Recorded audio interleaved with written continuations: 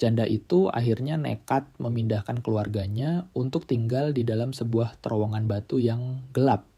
Tapi dia sama sekali tidak membayangkan apa yang akan dia temukan di dalam sana. Selama 2 tahun terakhir, semua orang di kampung kumuh itu memperlakukannya seperti sampah. Mereka terus mengejek bahwa suaminya telah kabur, meninggalkannya sampai suatu hari ketika mentalnya sudah benar-benar hancur. Dia memutuskan untuk pergi tanpa tujuan membawa ketiga anaknya, tanpa menyadari bahwa langkah kakinya sedang dituntun menuju sesuatu yang mustahil. Di tengah hutan belantara, dia menemukan sebuah terowongan bekas tambang yang ditinggalkan di dalam perut gunung. Apa yang dia temukan di dalam sana mengubah segalanya. Sebuah kebenaran menyakitkan tentang suaminya, sebuah rahasia yang terkubur di bawah ribuan ton batu, dan sesuatu yang jauh lebih besar daripada yang bisa dibayangkan siapapun. Tapi masa lalu tidak pernah memaafkan dengan mudah. Dan ada orang-orang jahat yang rela membunuh demi menjaga rahasia itu tetap terkubur selamanya. Sebelum kita mulai ceritanya, coba tulis di kolom komentar di bawah apakah kalian pernah kehilangan seseorang yang sangat penting dan kejadian itu mengubah hidup kalian selamanya. Jangan lupa tekan tombol like dan mari kita masuk ke ceritanya. Pagi itu ketika Sari menerima hinaan terakhir di pasar pinggiran kota, ada sesuatu yang retak di dalam dadanya hancur untuk selamanya. Dia keluar pagi-pagi sekali bersama ketiga anaknya Budi yang berusia 11 tahun, Rina 8 tahun, dan si kecil Anto yang baru 5 tahun. Mereka berjalan menuju warung mencoba menghemat kepingan uang receh terakhir hanya untuk membeli tahu dan tempe. Matahari baru saja terbit menyinari atap-atap seng rumah mereka ketika Sari mendengar suara tawa yang menyakitkan. Awalnya dia pikir itu hanya imajinasinya karena rasa lelah. Dan malam-malam tanpa tidur sering membuatnya pusing, tapi ternyata tidak. Itu adalah suara-suara yang sangat dia kenal, ibu-ibu tetangga yang sedang berkumpul belanja sayur, orang-orang yang dulunya menyapanya dengan ramah, tapi sekarang menatapnya seolah dia adalah kotoran yang menjijikkan. Tuh lihat si janda yang ditinggal kabur itu lewat kata salah satu dari mereka, dengan suara yang cukup keras agar Sari bisa mendengarnya. Sudah 2 tahun, tapi masih saja pasang muka sedih, padahal suaminya pasti sudah senang-senang di Jakarta dengan istri baru yang lebih muda dan lebih cantik. Sari meremas tangan Anto dengan kuat, lebih kuat dari yang seharusnya. Bocah kecil itu menatap ibunya dengan mata ketakutan, tapi dia tidak berani bersuara. Rina berjalan dengan kepala tertunduk seperti yang selalu dia lakukan setiap kali mendengar bisik-bisik tetangga. Hanya Budi, anak tertuanya, yang berjalan tegak dengan tangan mengepal seolah ingin meninju kata-kata jahat itu, meskipun dia tidak bisa. Bapakku tidak kabur, gumam Budi dengan suara tertahan, tapi tidak ada yang peduli. Sari terus berjalan cepat, pura-pura tidak mendengar apapun, pura-pura bahwa dunia di sekitarnya tidak ada. Tapi setiap kata-kata itu terasa seperti batu kali yang dilemparkan tepat ke dadanya. 2 tahun 730 hari sejak suaminya yang bernama Heri pergi di pagi buta membawa tas ransel, lusuh sepatu bot kerja, dan senyum lelah yang penuh harapan. Ini cuma sementara, Bu, kata Heri waktu itu sambil mencium kening Sari. Ada proyek terowongan di Pegunungan Kapur. Gajinya lumayan, aku janji 3 bulan lagi aku pulang dan kita pindah dari kontrakan sempit ini. 3 bulan berubah menjadi 6 bulan. 6 bulan menjadi 1 tahun. Dan kemudian sunyi. Tidak ada kabar sama sekali. Perusahaan konstruksi yang merekrutnya tiba-tiba tutup, kantornya kosong melompong. Tidak ada yang menjawab telepon, tidak ada yang memberi penjelasan. Dan di kampung itu orang-orang mulai bergosip. Pasti dia kabur dengan wanita lain, kata mereka. Laki-laki macam itu tidak pernah berubah, mereka meninggalkan keluarga miskin dan pergi mencari kesenangan. Awalnya Sari mencoba membela suaminya, dia ingin menunjukkan surat-surat yang pernah Heri tulis menjelaskan bahwa Harry adalah pria yang baik, pekerja keras, dan setia. Tapi warga kampung tidak mau mendengar kebenaran.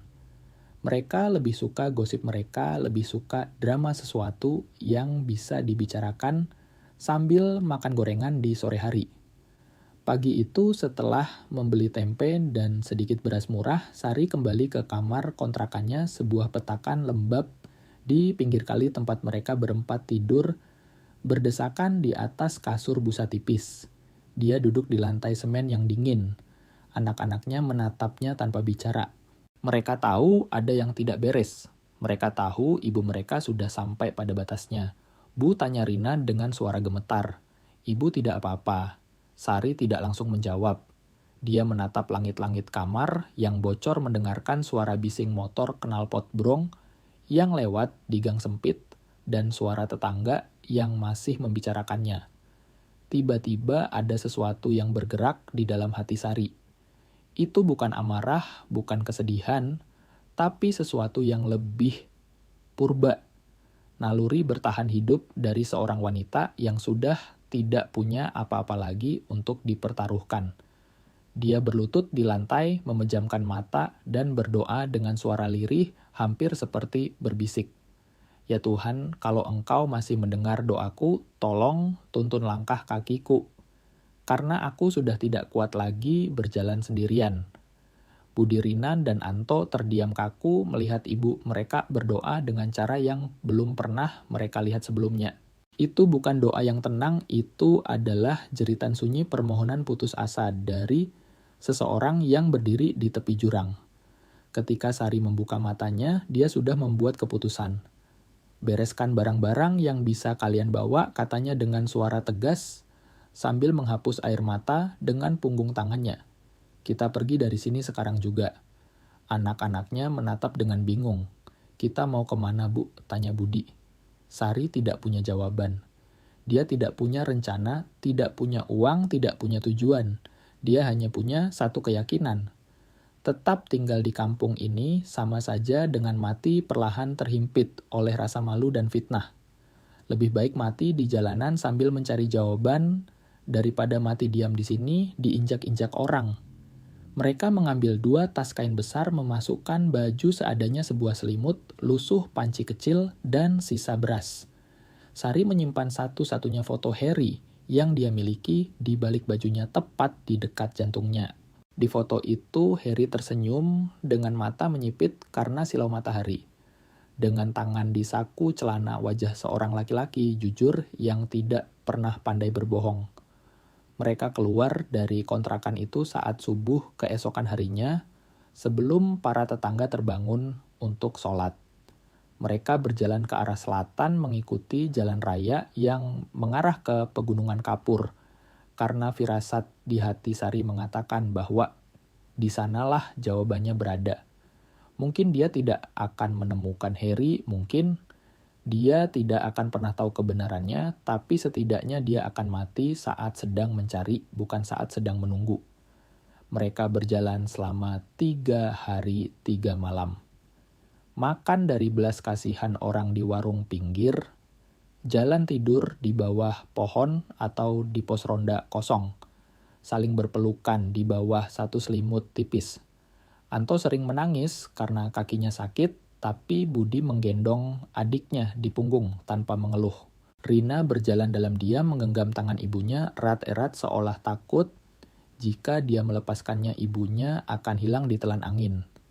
Pada hari keempat mereka sampai di sebuah kawasan pegunungan yang tandus dan berbatu, di mana jalan aspal berubah menjadi jalan tanah yang berdebu dan berbahaya. Di kejauhan Sari melihat sesuatu yang menarik perhatiannya. Sebuah formasi tebing batu kapur yang besar dengan lubang terowongan menganga di tengahnya, gelap dalam seperti mulut raksasa yang terbuka. Di sana, kata Sari sambil menunjuk. Kita bisa istirahat di sana. Mereka mendekat dengan hati-hati. Terowongan itu sepertinya baru dibuat beberapa tahun lalu, digali dengan alat berat. Ada bekas ledakan dinamit di dinding batu, ada sisa-sisa rel kereta lori yang patah di tanah, dan alat-alat kerja berkarat yang ditinggalkan begitu saja. Semuanya menunjukkan bahwa pekerjaan di tempat ini dihentikan secara mendadak. Sari masuk lebih dulu dengan anak-anak mengekor di belakangnya. Udara di dalam terowongan terasa dingin lembab dan berbau tanah basah. Mereka melangkah masuk beberapa meter. Cahaya matahari dari luar hanya mampu menerangi bebatuan di bagian depan. Sari baru saja hendak meletakkan tasnya ketika dia melihat sesuatu di tanah tertimbun debu tebal. Sebuah helm proyek berwarna kuning yang sudah pecah terbelah dua. Lalu dia melihat helm lain. Dan kemudian matanya menangkap sesuatu yang membuat napasnya berhenti. Sepasang sepatu bot kulit tua yang sebagian tertimbun di bawah tumpukan batu reruntuhan. Itu adalah sepatu bot kerja yang sangat dia kenal. Jantung Sari seakan berhenti berdetak, kakinya gemetar hebat. Dia mendekat perlahan seolah takut kalau dia berjalan terlalu cepat kenyataan pahit akan menghantamnya. Dia berlutut di depan sepatu itu dan menyentuhnya dengan tangan yang menggigil. Itu adalah sepatu bot milik Harry. Sepatu yang sama yang dipakainya sejak sebelum mereka menikah. Sepatu yang sama yang dia pakai di hari dia pamit pergi. Sari membuka mulutnya untuk berteriak memanggil nama suaminya. Tapi tidak ada suara yang keluar. Dengan panik, Sari mulai menggali tumpukan batu itu dengan tangan kosong. Dia tidak peduli jari-jarinya lecet atau kukunya patah. Dia hanya ingin tahu. Budi langsung berlutut di sebelahnya dan ikut menggali, memindahkan batu-batu kecil dengan tenaga yang tidak wajar untuk anak seusianya. Rina memeluk Anto di pojokan mereka, berdua gemetar ketakutan. Tidak berani melihat apa yang sedang dilakukan ibu dan kakak mereka. "Bu, itu apa, Bu?" tanya Rina dengan suara serak. Sari tidak menjawab. Dia terus menggali, menyingkirkan tanah, mendorong batu. Debu kapur memenuhi mulut dan matanya, tapi dia tidak berhenti. Dia tidak bisa berhenti. Kemudian muncul kain celana jeans yang sudah kusam dan kaku celana yang selalu dipakai Harry untuk bekerja kasar. Lalu sebuah tangan pucat yang tinggal tulang berbalut kulit kering terlihat menyembul dari balik batu. Sari menjerit tertahan dan tubuhnya terlempar ke belakang. Karena kaget, tangannya mendekap mulutnya sendiri.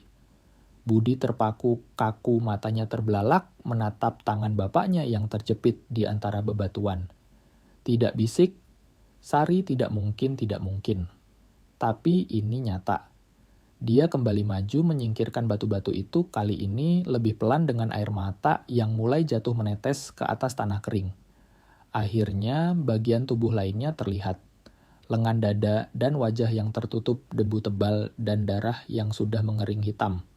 Itu adalah Harry atau apa yang tersisa darinya setelah 2 tahun terkubur di bawah ribuan ton batu gunung.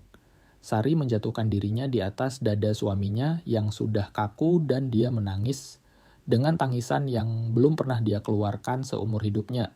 Itu bukan tangisan tertahan seperti saat malam-malam sepi di kontrakan. Dan bukan juga tangisan sopan di depan anak-anak. Itu adalah jeritan nyaring suara kesakitan yang murni, yang keluar dari dasar jiwanya. Dan memantul-mantul di dinding terowongan batu. Itu seperti gema kematian. "Aku mencarimu, Mas Ishak Sari," sambil memeluk tubuh kaku itu erat-erat. "Aku mencarimu kemana-mana, aku membelamu di depan semua orang, tapi ternyata kamu ada di sini sendirian terkubur dan dilupakan." Budi mendekat perlahan lalu meletakkan tangannya di bahu ibunya. Dia tidak bicara apa-apa karena memang tidak ada kata-kata yang pantas untuk momen seperti itu. Rina dan Anto menangis dalam diam, saling berpelukan. Mereka belum sepenuhnya mengerti apa yang terjadi, tapi mereka bisa merasakan beratnya kesedihan yang memenuhi udara gua itu. Sari tidak tahu berapa lama dia bersimpuh di sana memeluk jasad suaminya. Mungkin beberapa menit, mungkin berjam-jam. Matahari di luar mulai bergeser dan cahaya di dalam terowongan semakin redup. Akhirnya, dengan sisa tenaga terakhirnya, dia melepaskan pelukannya dan menghapus air mata dengan lengan bajunya yang kotor. Kita akan keluarkan Bapak dari sini katanya dengan suara serak. Kita tidak akan membiarkan dia tertimbun seperti bangkai tikus. Mereka kembali bekerja memindahkan batu-batu besar sampai tubuh Harry benar-benar bebas. Posisi tubuh suaminya itu aneh, seolah-olah dia sedang berusaha melindungi dirinya dari sesuatu di detik-detik terakhir. Ada luka parah di kepalanya, lengan kanannya patah dengan posisi yang tidak wajar, dan bajunya robek-robek. Tapi wajahnya meskipun tertutup debu kapur, masih menyisakan ketenangan yang selalu diingat Sari. Saat itulah Budi melihat sesuatu yang lain di antara reruntuhan batu. Bu panggilnya sambil menunjuk. Lihat itu. Itu adalah sebuah tas ransel kanvas tas ransel butut yang selalu dibawa Harry ke setiap proyek tempat dia bekerja. Tas itu gepeng kotor dan setengah tertimbun di bawah balok kayu yang patah. Sari menariknya keluar dengan hati-hati lalu membukanya dengan tangan gemetar. Di dalamnya ada sebuah termos air yang sudah berkarat sisa biskuit, yang sudah membatu sebuah senter mati tanpa baterai, dan sebuah buku tulis. Buku catatan kecil bersampul tebal dengan sudut-sudut yang sudah terlipat. Sari mengambil buku itu perlahan seolah itu adalah benda pusaka keramat. Dia membukanya dan langsung mengenali tulisan tangan Harry, tulisan cakar ayam yang miring ke kiri. Halaman pertamanya tertulis untuk Sari dan anak-anak kalau terjadi sesuatu padaku. Semoga buku ini berguna. Sari merasa jantungnya seperti diremas. Dengan jari gemetar, dia membalik ke halaman berikutnya dan mulai membaca. Ternyata Harry mencatat semuanya. Setiap hari kerjanya di pegunungan itu, setiap percakapan dengan para kuli lain, setiap detail proyek terowongan, yang seharusnya menghubungkan dua desa untuk saluran irigasi dan jalan pintas. Tapi bukan cuma itu, Harry juga mencatat ide-ide hitungan teknis gambar mesin sederhana dan rencana pemanfaatan batu kapur sisa galian. Bahkan, dia menulis daftar nama orang insinyur dan pengepul yang mungkin tertarik. Proyek ini bisa mengubah nasib satu kecamatan tulis Harry di salah satu halaman. Kalau dikerjakan dengan benar, kalau dikerjakan dengan jujur, kita bisa mengeluarkan ratusan keluarga dari kemiskinan. Bukan cuma kita, tapi semua orang. Sari membaca halaman demi halaman dengan mata basah, tapi juga dengan rasa kagum. Suaminya bukan sekadar kuli kasar, dia adalah seorang pemimpi, seorang visioner yang melihat peluang di tempat orang lain, hanya melihat batu cadas. Dan semua mimpi itu ikut terkubur bersamanya. Catatan terakhir di buku itu tertanggal 2 hari sebelum kecelakaan. Besok kami mulai meledakkan dinamit di bagian dalam. Mandor Harun bilang aman tapi aku lihat ada retakan besar di dinding atas. Bos besar buru-buru dia bilang kita sudah buang banyak waktu. Perasaanku tidak enak, tapi aku butuh uang ini. Aku butuh menyelesaikan ini dan pulang ke istriku. Sari, kalau kamu membaca ini, suatu hari nanti ketahuilah aku melakukan semuanya demi kalian. Jaga anak-anak dan jangan biarkan orang lain mengambil hak kalian. Sari menutup buku itu dan mendekapnya ke dada. Dia menatap jasad Harry lalu menatap anak-anaknya. Budi menatapnya dengan mata merah, tapi tatapannya tajam. Rina dan Anto masih ketakutan. Bapak kalian tidak kabur, kata Sari dengan suara lantang, menatap satu persatu mata anaknya. Bapak meninggal saat bekerja keras demi masa depan kita, dan dia mati karena keserakahan orang lain. Sari bangkit berdiri, menyimpan buku itu di balik bajunya, lalu menatap ke arah mulut gua. Matahari sudah hampir terbenam. Sebentar lagi malam. Dia harus memutuskan langkah selanjutnya. Dia bisa saja kembali ke kota melapor ke polisi menceritakan penemuannya. Tapi dia sadar siapa yang akan mendengarkan janda miskin seperti dia. Mereka orang kecil, mereka tidak punya siapa-siapa, dan kasus ini sudah 2 tahun berlalu. Pasti sudah ditutup, atau bahkan tidak pernah dibuka sama sekali. Atau dia bisa tetap di sini. Dia menatap lagi buku harian itu, menatap rencana-rencana Harry dan menatap terowongan yang mangkrak itu. Tiba-tiba Budi bersuara, Bu, ayo kita kuburkan Bapak di luar, kita makamkan dengan layak. Mereka bekerja sampai langit gelap gulita. Mereka menggali lubang dangkal di tanah yang agak lunak di dekat pintu masuk gua. Mereka membungkus jasad Harry dengan selimut lusuh yang mereka bawa, lalu menurunkannya pelan-pelan ke liang lahat. Sari memimpin doa sederhana dengan anak-anak berlutut di sampingnya. Setelah liang ditutup tanah dan batu, Sari menancapkan 2 batang kayu yang diikat tali rafia sebagai penanda. Di sini beristirahat Heri Santoso, ucap Sari dengan suara lantang seolah sedang bersaksi di hadapan langit dan bumi. Suami yang setia, ayah yang penyayang, dan orang yang punya mimpi besar. Mereka terdiam beberapa saat membiarkan angin malam pegunungan menerpa wajah mereka. Kemudian Sari membersihkan tanah dari tangannya dan menatap anak-anaknya. Kita akan tinggal di sini, kata Sari. Budi menatap ibunya dengan kaget. Di sini, Bu, di dalam gua ini. Iya, di sini, tegas Sari. Bapakmu meninggalkan sebuah peta, sebuah rencana besar, dan ibu akan menyelesaikannya. Rina mengerutkan keningnya. Tapi Bu Ibu kan tidak mengerti soal bangunan. Ibu tidak tahu caranya bikin terowongan. Sari menatap putrinya dengan tatapan penuh tekad yang baru kali ini dia rasakan. Ibu akan belajar. Malam itu mereka tidur di dalam mulut gua beralaskan tanah di tempat yang masih terkena sedikit cahaya bulan. Sari tidak bisa tidur. Dia terjaga semalaman dengan buku catatan di tangan membaca berulang-ulang mimpi-mimpi Harry. Dan di suatu titik di antara rasa lelah dan kegelapan malam, dia merasakan sesuatu yang sudah 2 tahun hilang dari hidupnya. Harapan. Saat matahari terbit keesokan harinya, Sari berjalan sendirian menuruni bukit menuju desa terdekat.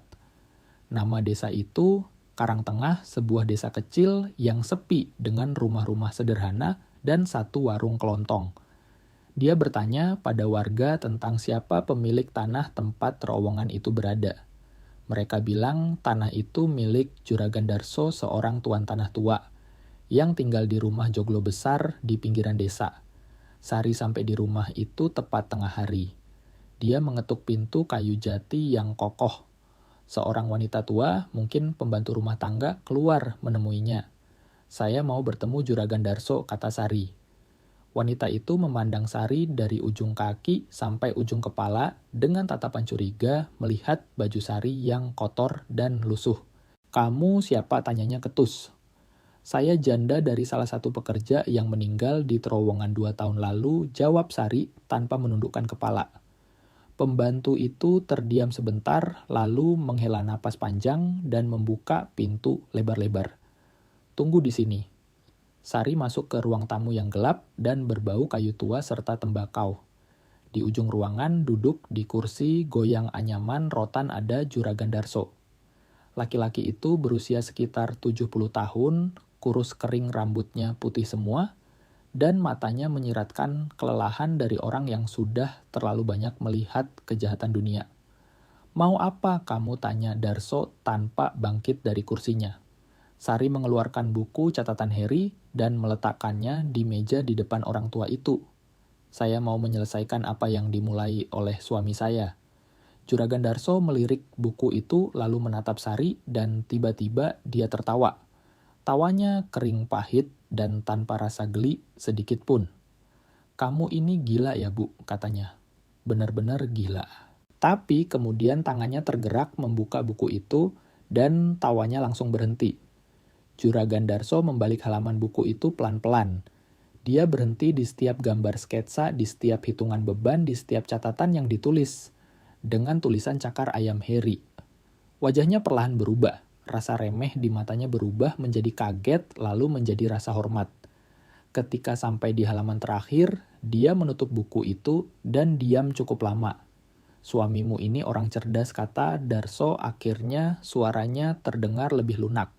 Sangat cerdas.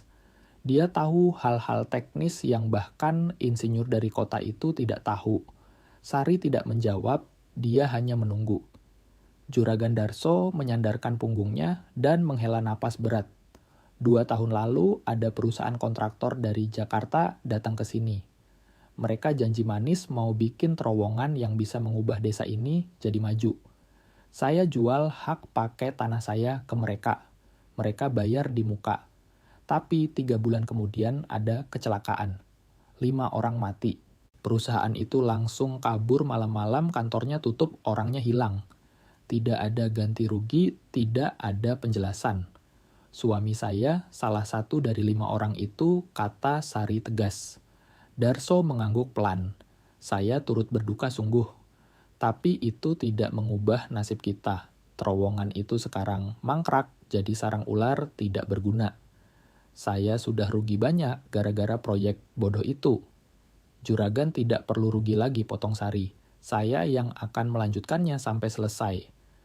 Juragan Darso menatap Sari seolah dia baru saja mendengar lelucon paling tidak lucu sedunia. Kamu seorang perempuan sendirian, tidak punya modal, tidak punya pengalaman. Kamu pikir kamu bisa menyelesaikan proyek raksasa yang bikin perusahaan besar bangkrut. Saya tidak berpikir saya bisa jawab Sari. Tapi saya tahu saya harus bisa.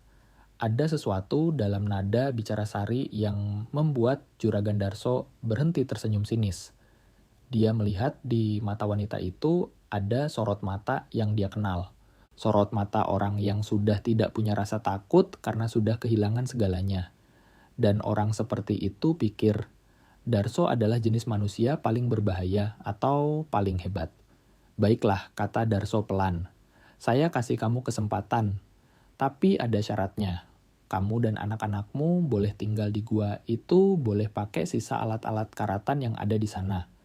Kalau dalam 6 bulan, kamu bisa buktikan ada kemajuan. Kalau kamu bisa tunjukkan. Kalau proyek ini punya masa depan, baru kita bicara soal modal. Kalau tidak, kalian angkat kaki dari tanah saya. Sepakat. Sari mengulurkan tangannya yang kasar. Sepakat. Juragan Darso menjabat tangan wanita itu dengan kuat. Lalu dia mengambil secari kertas dari laci meja dan menulis surat izin kerja sederhana. Dia menyerahkannya bersama buku catatan Heri. Satu hal lagi, kata Darso saat Sari sudah di ambang pintu. Mandor, yang dulu memimpin proyek itu masih tinggal di desa ini. Namanya Mandor Harun. Dia pemabuk berat dan orang jahat. Banyak yang bilang dia yang salah dalam kecelakaan itu karena tidak mau dengar peringatan. Hati-hati sama dia. Sari menyimpan nama itu baik-baik dalam ingatannya lalu keluar dari rumah besar itu. Dia berjalan kembali mendaki bukit menuju terowongan, mendekap buku catatan suaminya dengan perasaan campur aduk antara takut dan bersemangat. Dia tidak tahu bagaimana caranya melakukan hal mustahil yang baru saja dia janjikan, tapi dia tahu dia tidak punya pilihan lain.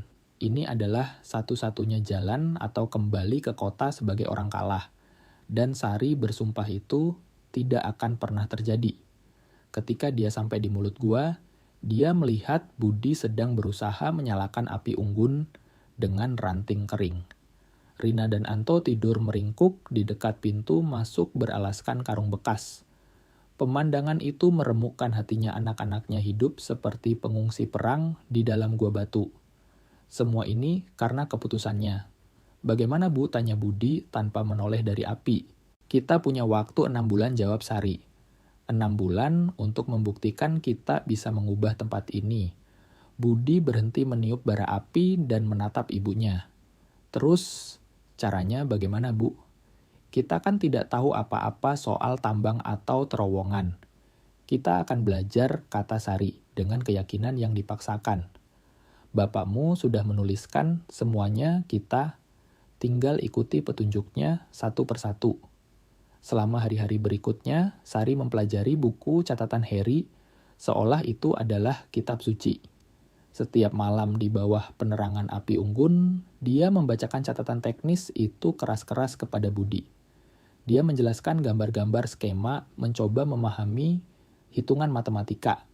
Ternyata Budi punya otak encer untuk angka. Bocah 11 tahun itu mulai menyalin diagram bangunan di atas tanah menggunakan ranting. Dia mulai bertanya hal-hal cerdas dan bahkan memberi usulan. Di sini Bapak tulis dindingnya harus diperkuat pakai balok kayu, kata Budi suatu malam sambil menunjuk gambar. Tapi kita tidak punya kayu, Bu. Kalau begitu, kita cari kayunya, jawab Sari. Besoknya, Sari berjalan lagi ke desa Karangtengah dan langsung menuju tempat penggergajian kayu di pinggir desa. Pemiliknya bernama Pak Marwan, laki-laki paruh-baya bertubuh kekar dengan banyak bekas luka di lengan. Sari menjelaskan apa yang dia butuhkan. Terus kamu mau bayar pakai apa? Tanya Pak Marwan skeptis. Pakai tenaga, jawab Sari cepat. Saya bisa bersih-bersih, bisa masak, bisa angkat-angkat. Anak saya yang paling besar juga kuat, dia bisa bantu angkat balok. Pak Marwan menggaruk jenggotnya dan menatap Sari dengan curiga. Saya tidak butuh bantuan, karyawan saya sudah cukup. Sari tidak bergeser sedikit pun. Kalau begitu saya akan bayar nanti saat terowongan itu menghasilkan uang. Juragan Darso sudah memberi saya izin resmi. Kalau Bapak bantu saya sekarang, Bapak akan jadi pemasok kayu utama saat proyek ini sukses besar. Dan percayalah Pak, ini akan sukses. Entah kenapa cara Sari bicara membuat Pak Marwan berubah pikiran. Mungkin karena keyakinannya yang gila, atau mungkin karena dia melihat bayangan ibunya sendiri di wajah wanita kurus dan kotor itu. Ibunya dulu juga membesarkan 6 anak sendirian setelah ayahnya meninggal di hutan. Ya sudahlah, kata Pak Marwan akhirnya. Saya kasih kamu 20 balok kayu sisa, tapi kamu harus angkat sendiri ke atas bukit. Tidak ada pengantaran. Setuju, kata Sari tanpa ragu. Dia mengangkut balok-balok kayu berat itu satu persatu dibantu oleh Budi. Perlu 3 hari untuk memindahkan semuanya ke mulut gua. Tangan Sari penuh dengan serpihan kayu tajam, punggungnya sakit luar biasa, dan bahunya memar membiru, tapi dia tidak mengeluh sekalipun. Dengan mengikuti instruksi di buku, mereka mulai memperkuat dinding terowongan di bagian yang paling rawan runtuh. Sari memukul paku, memasang pasak, dan mengikat balok. Budi menahan kayu agar tidak goyang. Bahkan Rina ikut membantu membawakan paku dan palu. Sementara si kecil Anto duduk bernyanyi-nyanyi agar mereka tidak merasa kesepian di tengah hutan. Minggu-minggu berlalu. Sari turun ke desa setiap 3 hari sekali untuk mencari pinjaman atau menukar tenaga dengan makanan. Beberapa warga menatapnya, kasihan yang lain mengejek, tapi ada segelintir orang yang mulai menatapnya dengan rasa hormat. Suatu sore saat Sari sedang bekerja sendirian di bagian dalam terowongan, dia mendengar langkah kaki berat di belakangnya. Dia berbalik dan melihat sosok laki-laki besar, tingginya hampir 2 meter, dengan wajah merah padam dan mata yang merah menyala. Bau alkohol murahan tercium menyengat dari jarak 5 meter. Oh, jadi kamu janda gila itu ya, kata laki-laki itu dengan suara serak dan berat. Yang sok tahu mau menyelesaikan pekerjaan insinyur. Sari langsung mengenali ciri-cirinya dari cerita Juragan Darso.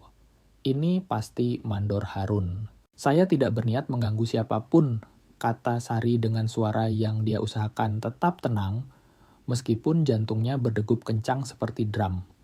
Saya cuma mau menyelesaikan apa yang sudah dimulai di sini. Mandor Harun melangkah maju dengan sempoyongan. Kamu tahu apa yang terjadi sama perempuan yang suka ikut campur urusan laki-laki? Mereka bakal celaka persis seperti suamimu. Udara di dalam gua tiba-tiba terasa dingin mencekam. Sari merasakan darahnya berhenti mengalir. Apa maksudmu? Mandor Harun menyeringai sebuah senyuman jahat yang memamerkan gigi kuningnya. Suamimu itu terlalu banyak omong. Dia selalu bilang, proyek ini bahaya, bilang harus berhenti dulu, bilang ada retakan di atap gua. Tapi bos besar tidak mau rugi waktu dan aku juga tidak mau gaji kami dipotong. Jadi kami suruh dia kerja di bagian paling dalam dan terjadilah apa yang harus terjadi. Sari merasa dunia di sekitarnya miring. Kamu yang membunuhnya. Aku cuma menjalankan perintah, jawab Harun sambil mengangkat bahu acuh tak acuh. Dan sekarang kamu juga harus menuruti perintahku.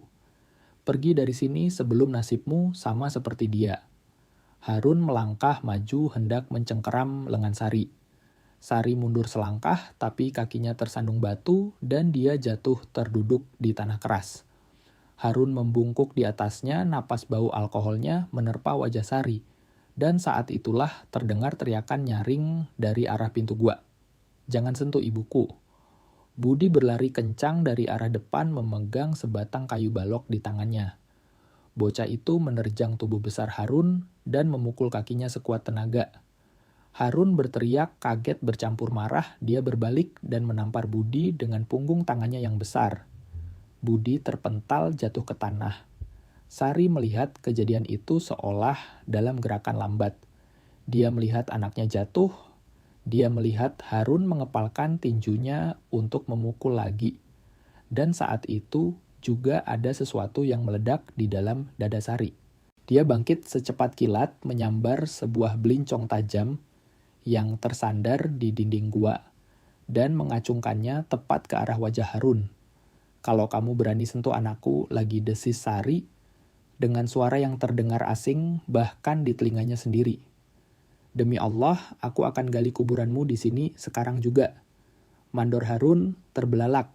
Sesaat dia terlihat ingin menyerang, tapi ada sesuatu di mata Sari yang menahannya.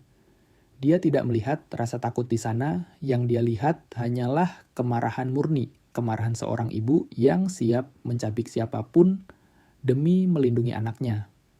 Harun meludah ke tanah. "Urusan kita belum selesai," katanya dengan nada mengancam. "Tunggu saja tanggal mainnya." Laki-laki itu berbalik dan berjalan keluar gua dengan langkah sempoyongan, lalu menghilang di balik semak-semak. Sari menjatuhkan belincong itu dari tangannya yang gemetar dan langsung berlari memeluk Budi. Ada darah segar di sudut bibir anaknya, tapi matanya masih sadar.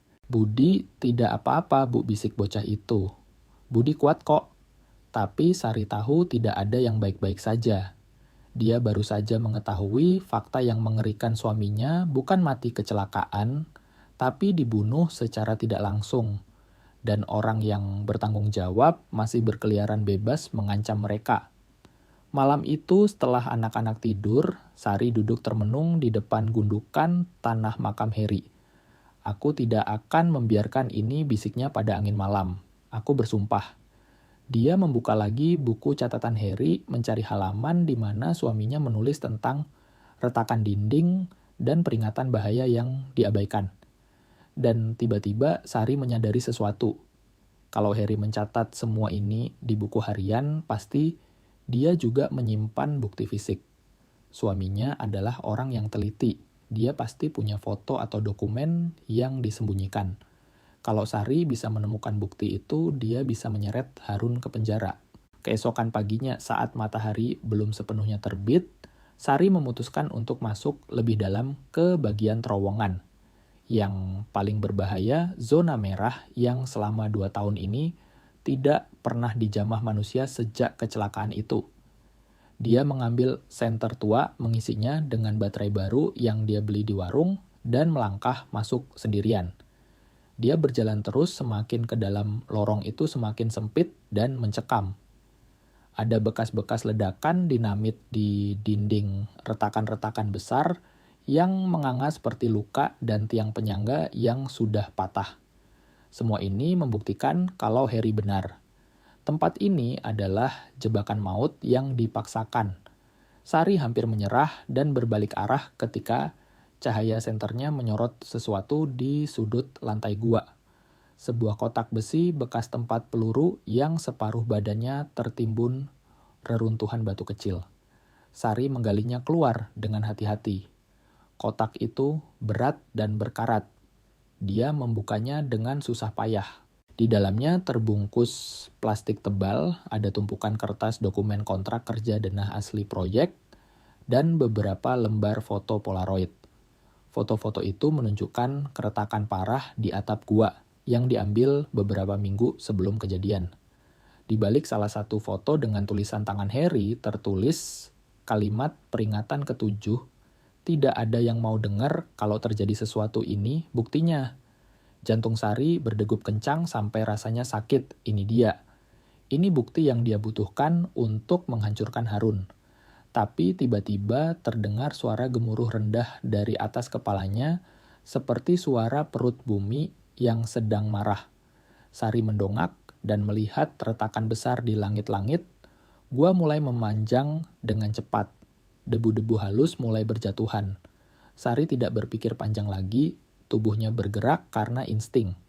Dia mendekap kotak besi itu di bawah ketiaknya dan lari sekencang-kencangnya menuju mulut gua. Di belakangnya, suara gemuruh itu berubah menjadi dentuman keras. Batu-batu sebesar kepalan tangan mulai menghujani punggungnya.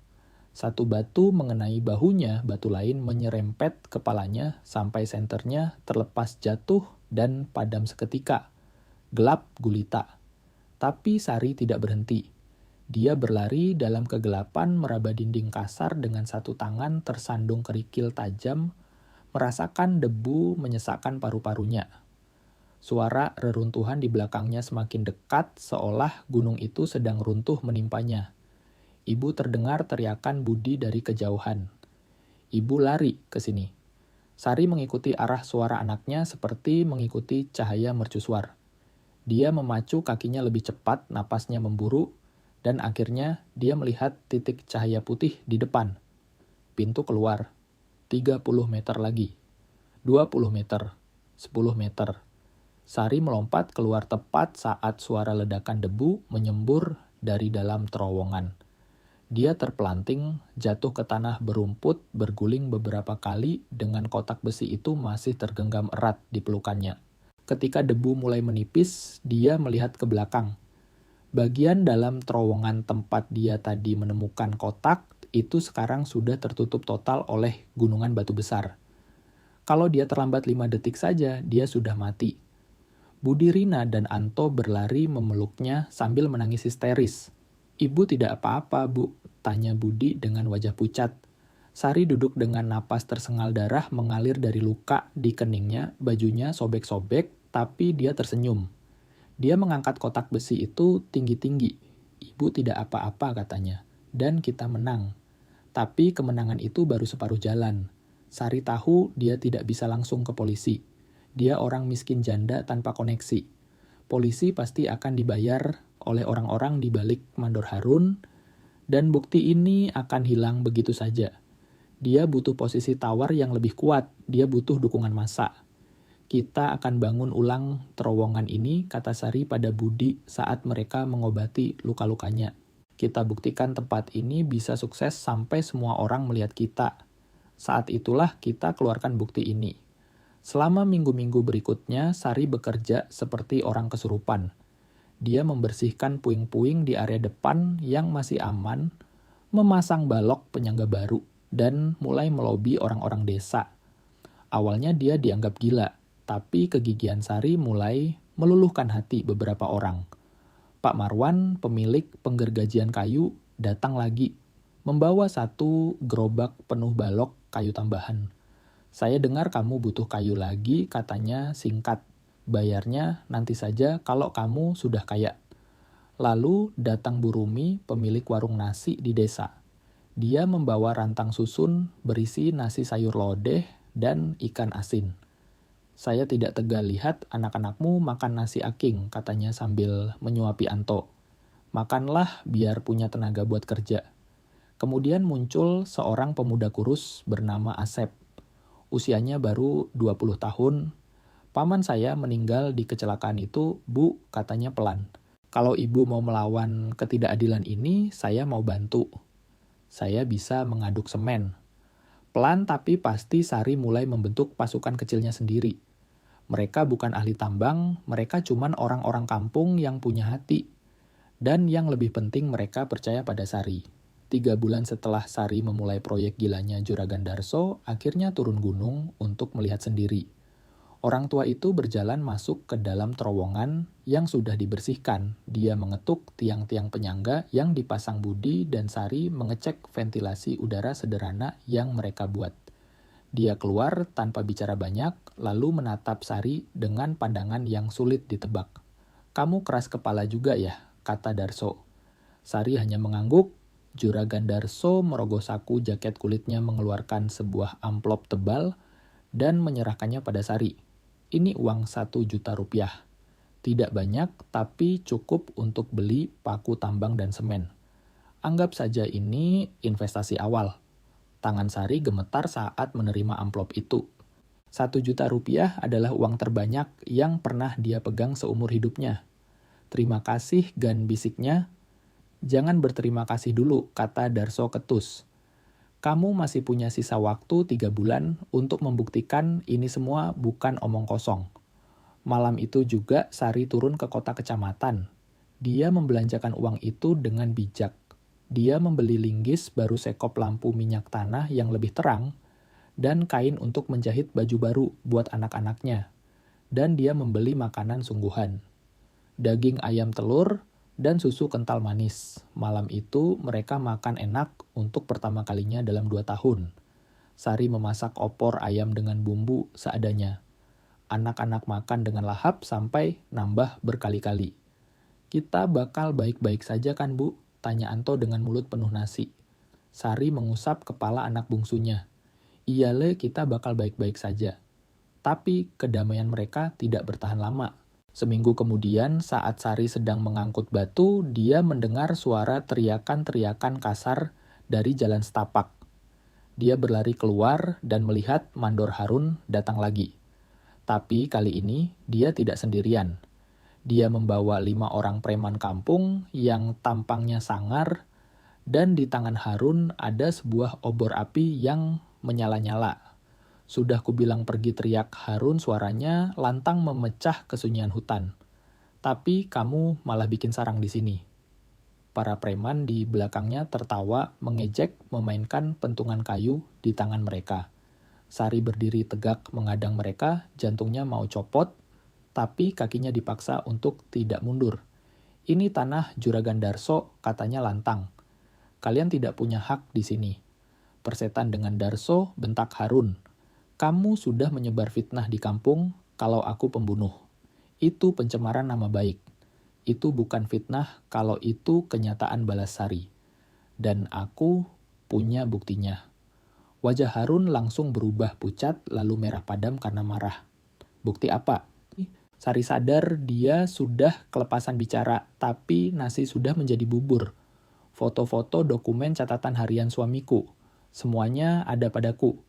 Harun melempar botol minuman kerasnya ke batu hingga pecah berantakan. Serahkan bukti itu sekarang atau kubakar tempat ini beserta isinya. Tidak akan pernah, teriak Sari. Harun memberi isyarat pada anak buahnya. Habisi mereka. Cari bukti itu sampai ketemu. Para preman itu merangsek maju. Sari mencoba menahan mereka, tapi salah satu preman mendorongnya keras hingga dia jatuh terguling. Budi langsung melompat menerjang preman itu, memukul membabi buta dengan tinju kecilnya. Asep yang sedang mengaduk semen juga berlari membantu mengacungkan sekop. Terjadilah perkelahian yang tidak seimbang. Jeritan Rina dan tangisan Anto bercampur dengan suara pukulan dan umpatan kasar. Sari mencoba bangkit, tapi Harun menjambak rambutnya dan menarik wajahnya mendekat. Di mana kamu sembunyikan fotonya, bentak Harun.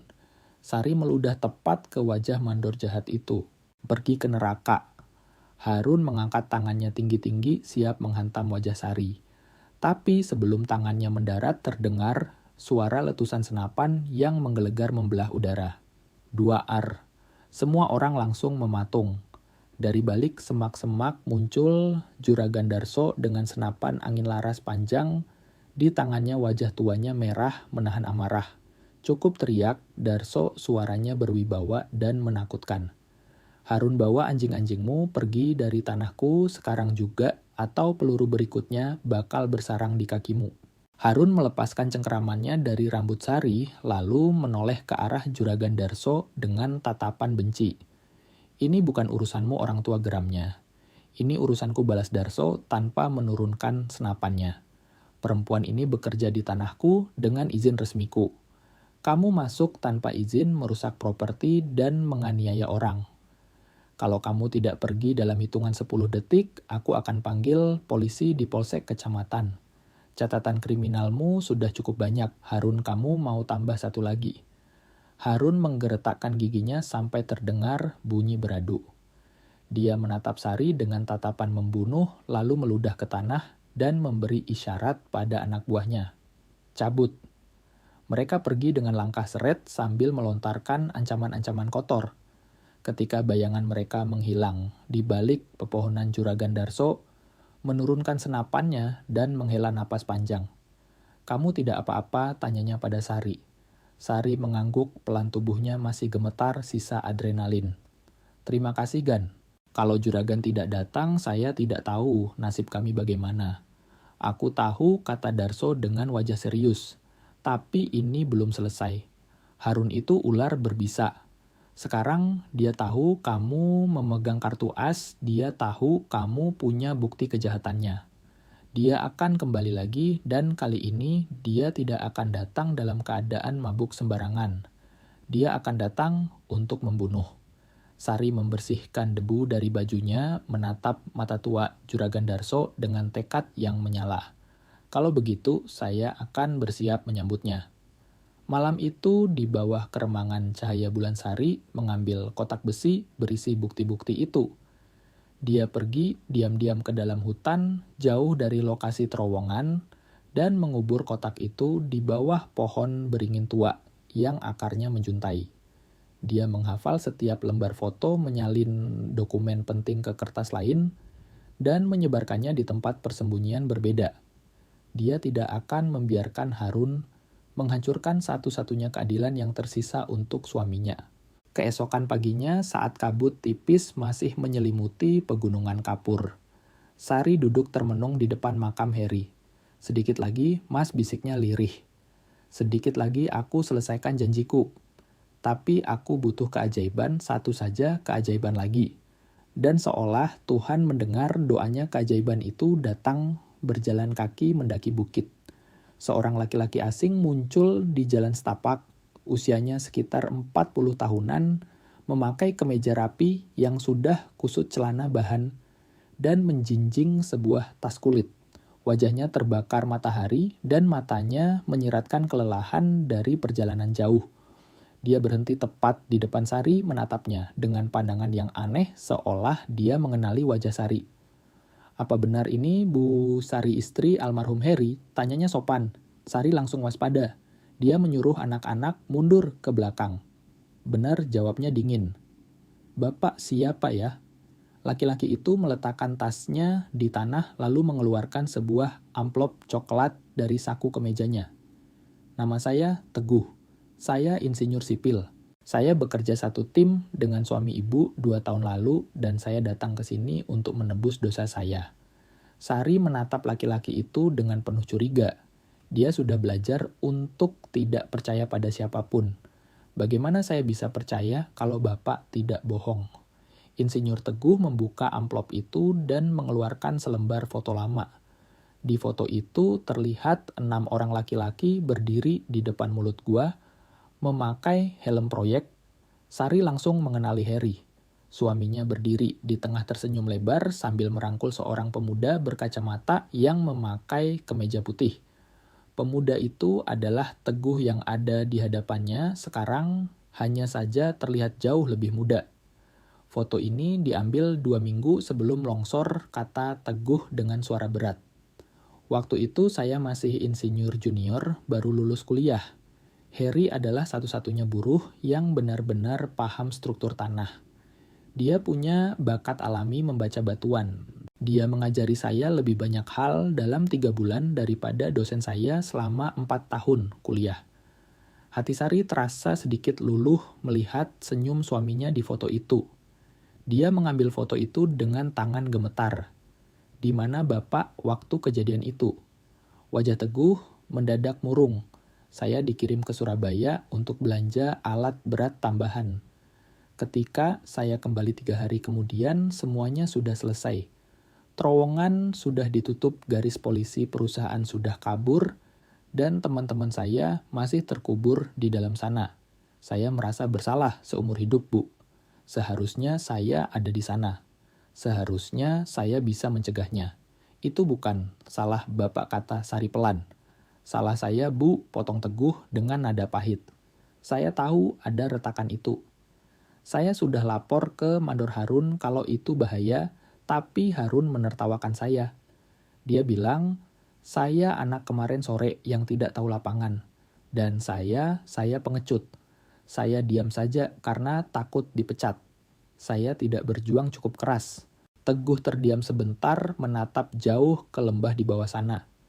Setelah kejadian itu saya pergi dari sini. Saya kerja proyek di Kalimantan di Sumatera, tapi saya tidak bisa tenang.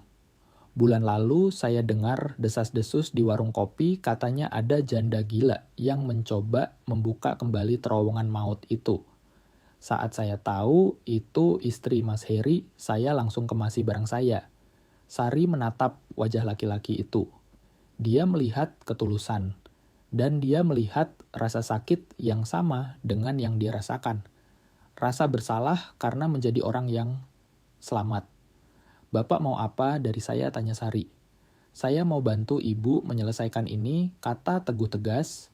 Saya punya ilmu teknik, saya punya sedikit tabungan untuk modal, dan saya punya kenalan pemasok material. Apa yang Mas Heri impikan tidak boleh mati sia-sia. Dan ibu-ibu punya hak penuh untuk memimpin proyek ini. Budi yang sedari tadi menguping pembicaraan melangkah maju. Om kenal bapak saya. Teguh berlutut agar sejajar dengan tinggi Budi. Kenal, jawabnya sambil tersenyum sedih. Bapakmu orang hebat, dia orang paling jujur yang pernah Om kenal, dan dia pasti bangga sekali melihat kamu sekarang. Ibumu bilang, kamu yang bantu hitung beban pasak kayu ya. Budi mengangguk bangga, matanya berkaca-kaca. Sari akhirnya membuat keputusan. Baik Bapak boleh tinggal dan membantu kami. Tapi ada satu syarat mutlak. Semuanya harus dikerjakan dengan cara saya. Tidak ada jalan pintas, tidak ada buru-buru. Keselamatan nomor 1. Teguh mengulurkan tangan. Sepakat Bu, saya janji. Kedatangan Insinyur Teguh mengubah segalanya. Dia memeriksa setiap jengkal terowongan dengan teliti. Dia melakukan perhitungan ulang dan dia mengakui bahwa pekerjaan yang dilakukan Sari dan Budi ternyata sangat kokoh untuk ukuran amatir. Tapi Teguh juga menunjukkan titik-titik lemah yang luput dari pengawasan Sari, bagian drainase, air yang mampet, dan struktur atap yang rawan ambruk jika kena getaran. Rencana suami ibu ini brilian, kata Teguh suatu malam sambil membuka buku catatan Heri. Tapi ini baru sketsa kasar. Kita perlu sempurnakan, kita perlu modernisasi. Dan kita butuh lebih banyak tenaga kerja. Dengan uang tabungan Teguh dan kepercayaan warga yang mulai tumbuh karena melihat ada insinyur kota yang bergabung proyek itu, mulai merekrut pekerja sungguhan. Awalnya 3 orang tetangga dari desa Karangtengah, lalu bertambah 4 orang lagi. Pak Marwan mengirim 2 tukang kayunya yang paling ahli. Bahkan pandai besi desa bersedia membuatkan linggis dan pahat baja khusus. Terowongan itu mulai bertransformasi. Bukan lagi sekadar lubang gelap yang menakutkan, tapi mulai berbentuk terowongan profesional. Dindingnya diperkuat dengan beton cor dan balok jati, ada rel lori sederhana untuk mengangkut batu dan sistem ventilasi udara. Buatan Teguh yang membuat napas di dalam sana terasa lega. Lampu-lampu minyak dipasang setiap 10 meter membuat lorong itu terang benderang. Juragan Darso datang setiap minggu untuk inspeksi dan setiap kali datang matanya semakin terbelalak kagum. Luar biasa, katanya suatu sore di bulan Mei. Saya tidak menyangka kalian bisa melangkah sejauh ini. Sari bekerja lebih keras dari siapapun. Dia bangun sebelum ayam berkokok dan baru istirahat saat matanya sudah tidak kuat melek. Tangannya yang dulu halus sekarang penuh kapalan kasar. Kulitnya hitam terbakar, matahari, tubuhnya kurus, tapi berotot kawat. Dia telah berubah menjadi sesuatu yang tidak pernah dia bayangkan. Sebelumnya, dia menjadi wanita batu keras dan tak tergoyahkan. Tapi kesuksesan kecil mereka tidak luput dari mata-mata musuh. Suatu malam yang gelap, Asep datang berlari ke terowongan dengan napas ngos-ngosan. Wajahnya pucat pasi. Bu, Sari gawat bu. Ada kabar buruk. Kenapa? Sep tanya Sari sambil menuangkan air minum. Harun jawab Asep terbata-bata. Dia sedang mengumpulkan orang di warung remang-remang di ujung desa. Saya dengar mereka bicara besok subuh mereka mau menyerbu ke sini. Mereka mau hancurkan terowongan ini sampai rata dengan tanah. Teguh yang sedang memeriksa peta langsung berdiri. Kita harus lapor polisi sekarang juga. Tidak akan sempat, Pak, potong Asep. Kantor polisi jauh di kota. Kalau kita lapor, sekarang polisi baru sampai siang. Saat itu tempat ini sudah jadi debu. Mereka bawa apa? Sep tanya Sari dengan suara tenang yang mengerikan. Dinamit, Bu, bisik Asep ketakutan. Saya dengar mereka beli dinamit ikan ilegal. Mereka mau ledakan pintu masuknya. Teguh wajahnya memucat. Kalau begitu, kita harus pergi. Kita bawa anak-anak kita mengungsi malam ini juga. Tidak sepadan mati konyol demi lubang batu ini, Bu. Ayo kemasi barang-barang. Sari menatap Teguh dengan tatapan tajam yang membuat sang insinyur terdiam. Saya tidak akan pergi kemana-mana, Pak Teguh. Tapi Bu ini bunuh diri, protes Teguh. Pikirkan anak-anak Ibu. Saya justru memikirkan mereka, jawab Sari tegas. Ibu macam apa saya kalau saya ajarkan anak-anak saya untuk lari terbirit-birit? Setiap kali ada preman yang mengancam. Tidak, kita akan bertahan. Kita akan lawan. Ini tanah kita, ini keringat kita, dan darah suami saya ada di sini. Malam itu Sari mengumpulkan semua pekerjanya. Ada 11 orang laki-laki desa ditambah dia Teguh dan Budi. 13 orang melawan entah berapa banyak preman bayaran. Besok pagi Harun akan datang, kata Sari di hadapan mereka. Dia mau menghancurkan apa yang sudah kita bangun susah payah. Saya tidak memaksa kalian untuk tinggal. Kalau kalian mau pulang ke keluarga kalian silakan, saya mengerti. Saya tidak akan marah.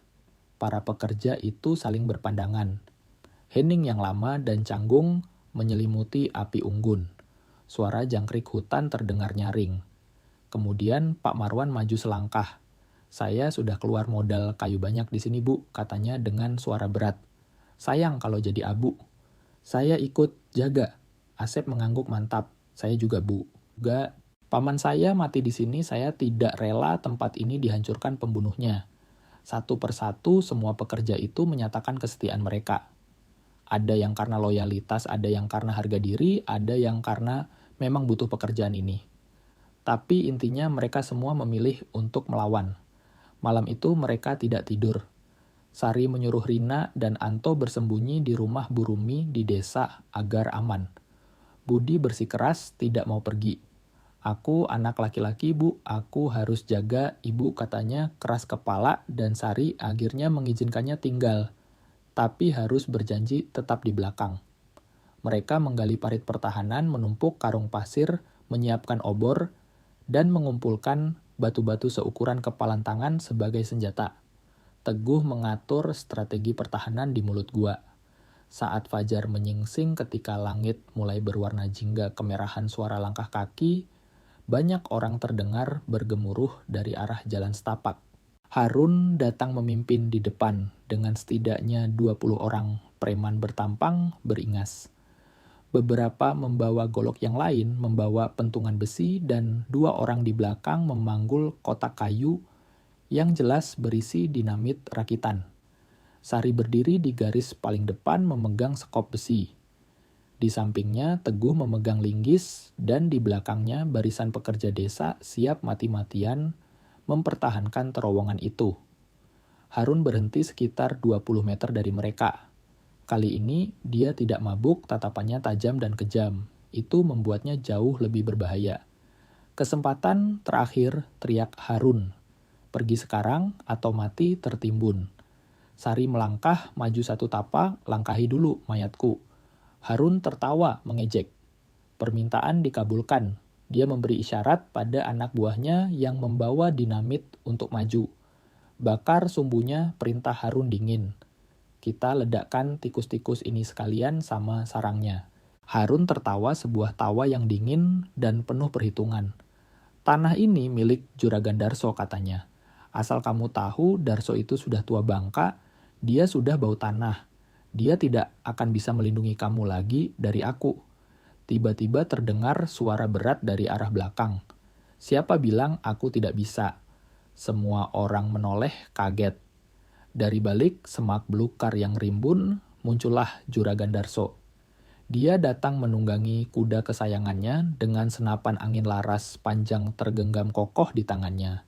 Wajah tuanya memancarkan aura wibawa yang membuat nyali ciut. Tapi kali ini Juragan Darso tidak datang sendirian. Di belakangnya muncul Kapolsek dari kecamatan bersama 4 orang polisi berseragam lengkap, semuanya membawa senjata laras panjang. Wajah Harun mendadak pucat pasi seputih kain kafan.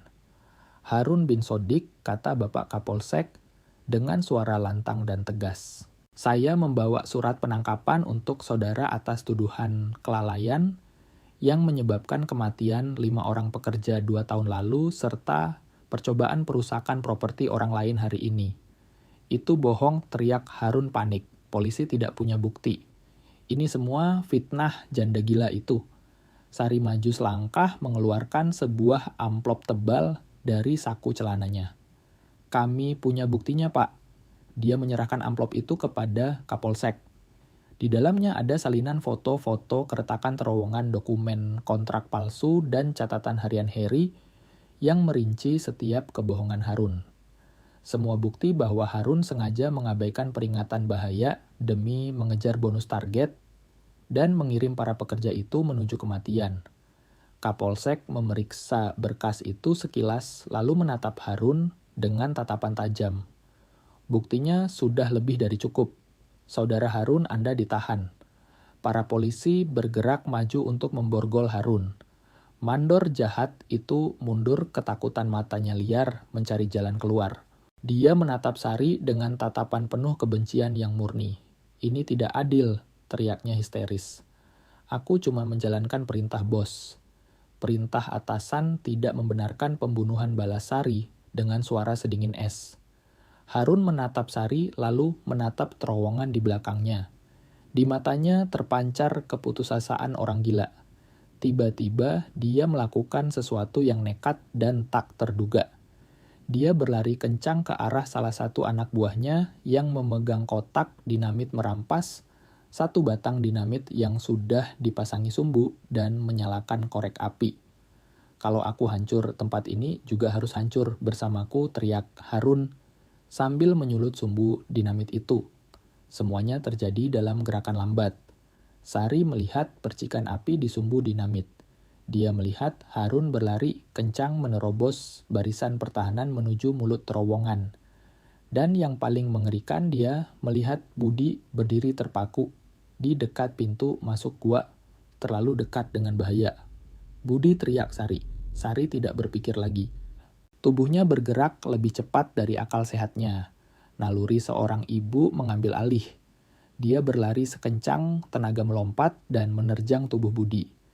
Dia menjatuhkan anaknya ke tanah lalu mendekapnya erat-erat menjadikan punggungnya sendiri sebagai tameng hidup.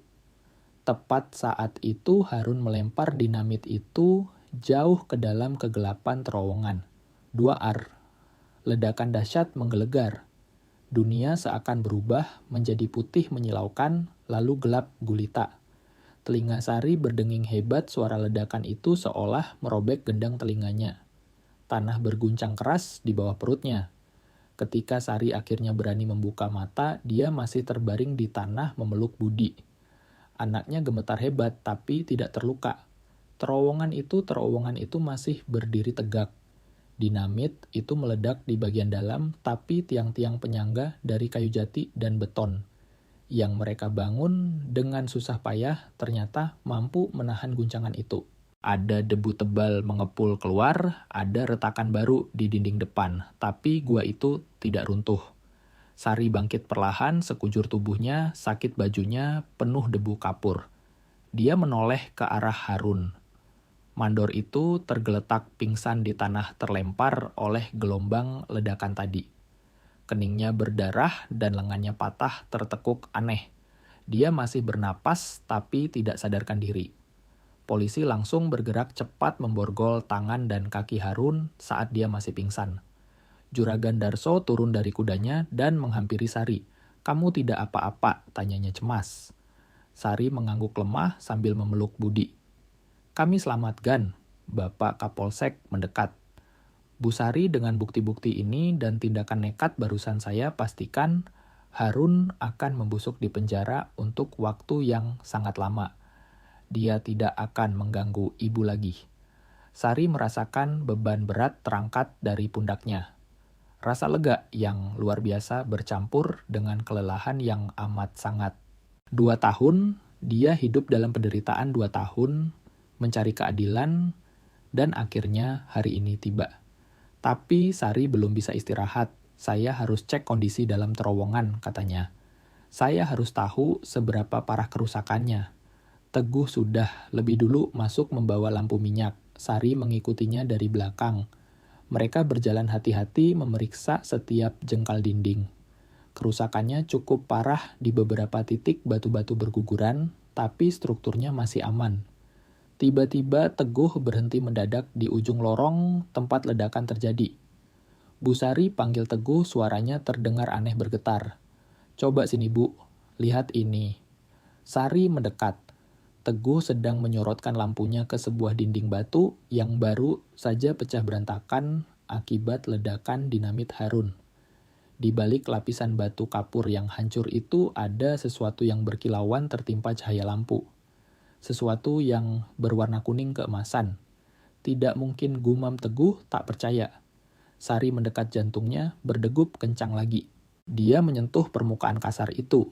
Itu adalah sebuah urat emas murni yang sangat besar, tertanam jauh di dalam dinding batu gunung.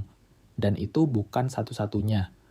Semakin Teguh mengarahkan lampunya ke kiri dan ke kanan, semakin banyak kilauan itu terlihat.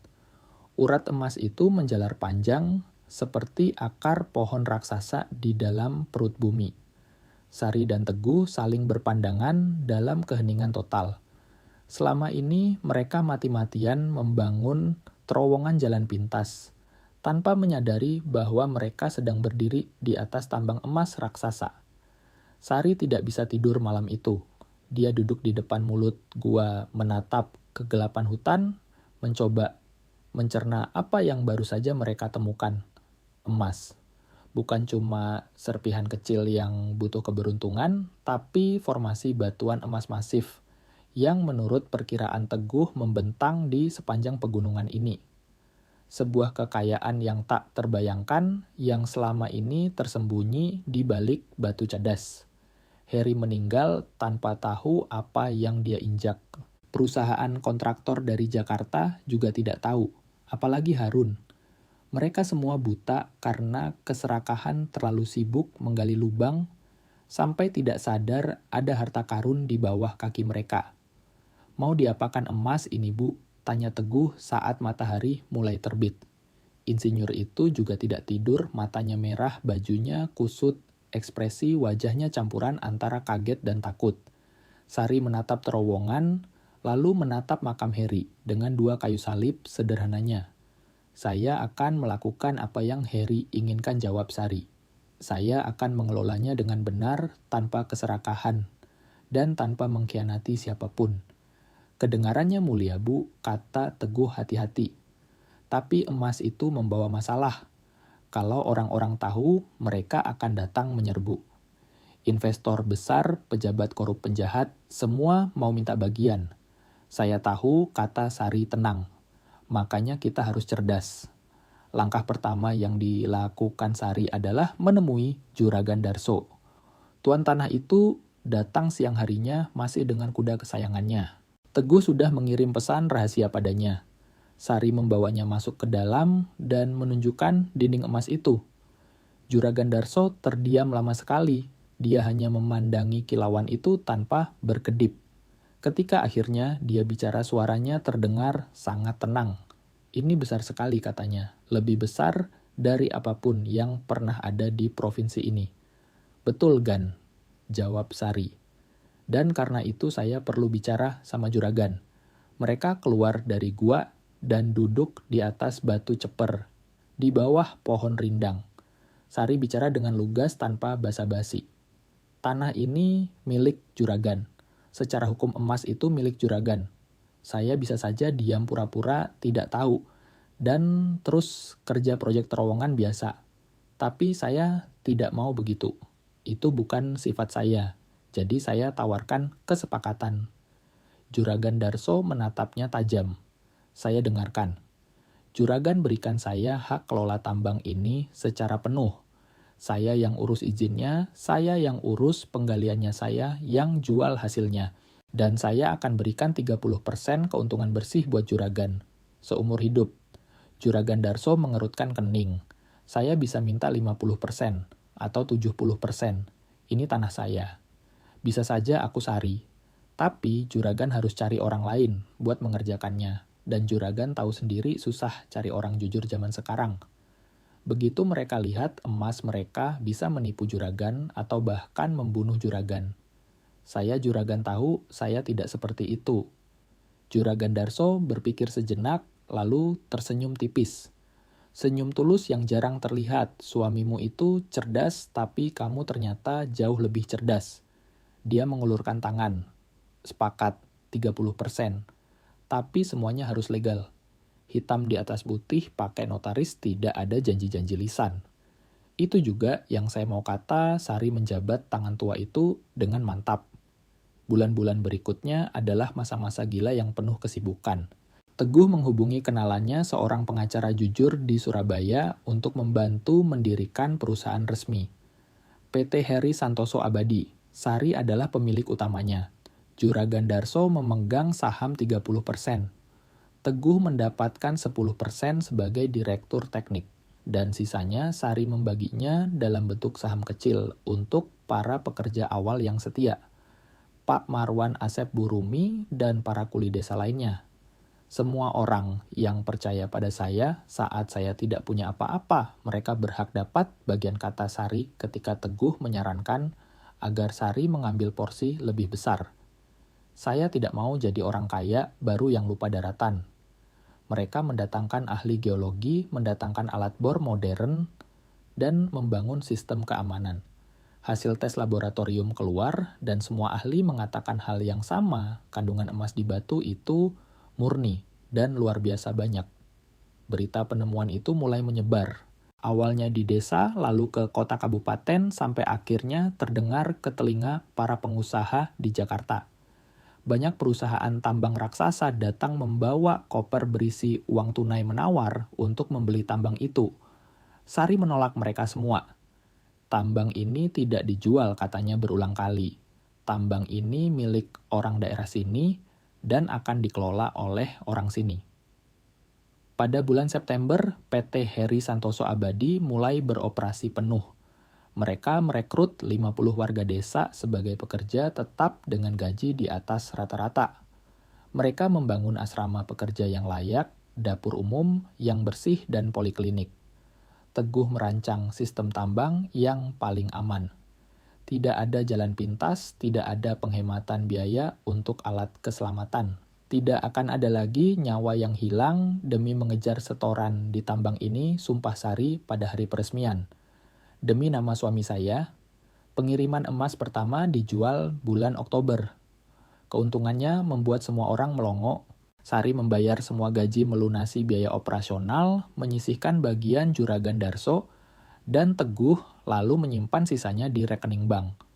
Untuk pertama kali dalam hidupnya janda miskin yang dulu dihina itu punya uang miliaran rupiah.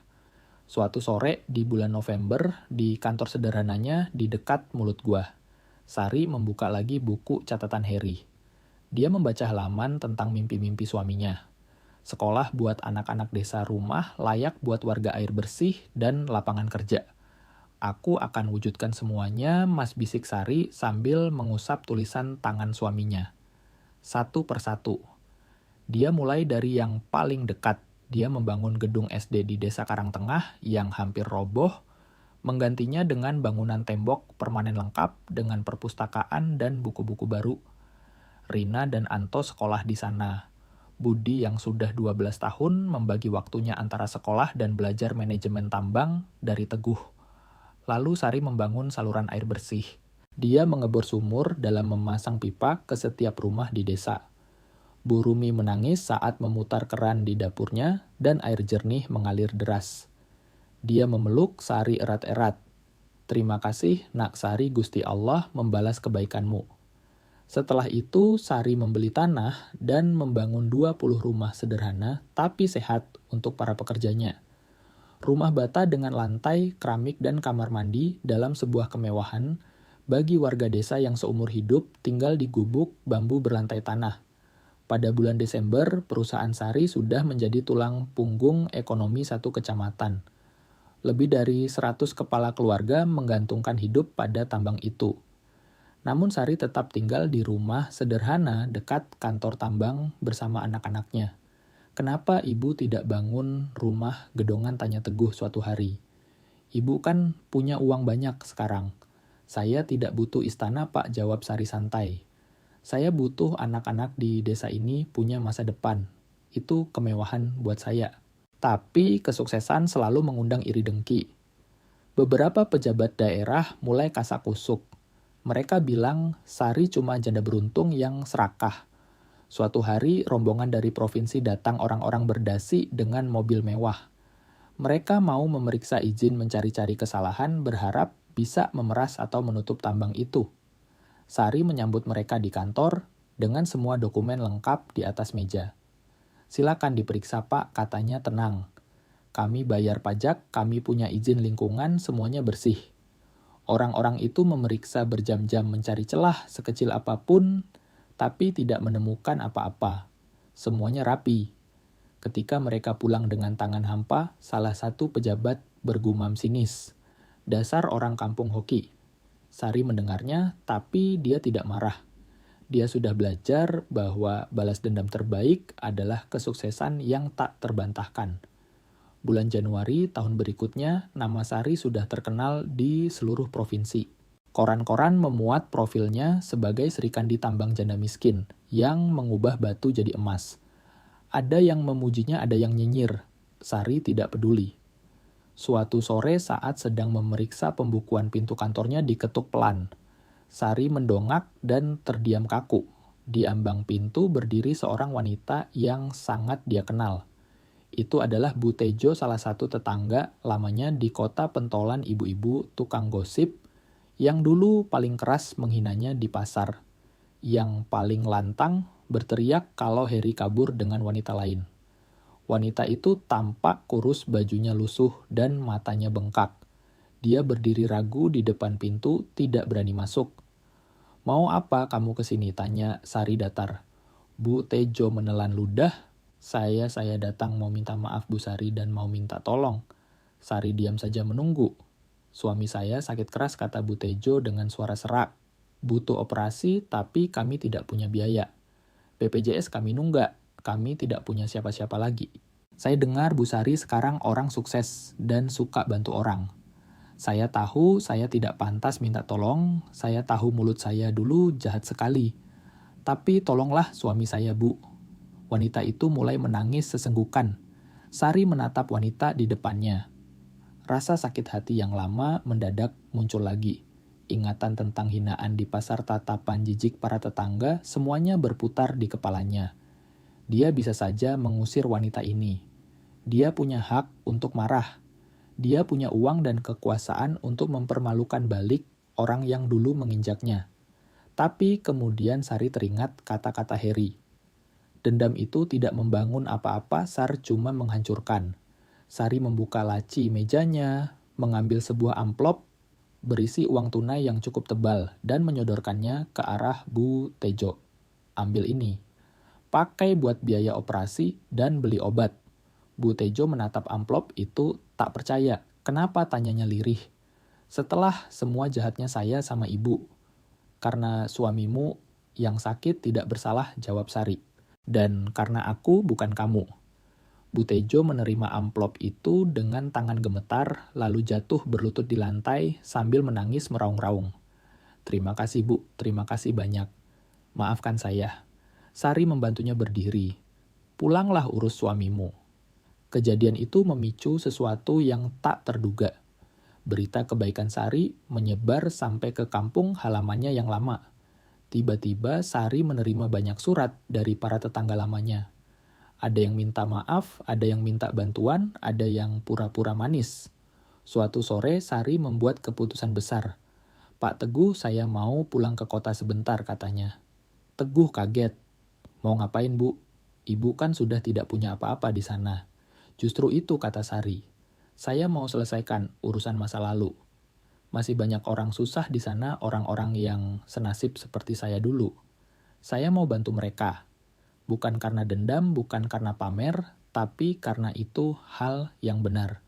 Sari mempersiapkan kepulangannya selama 2 minggu.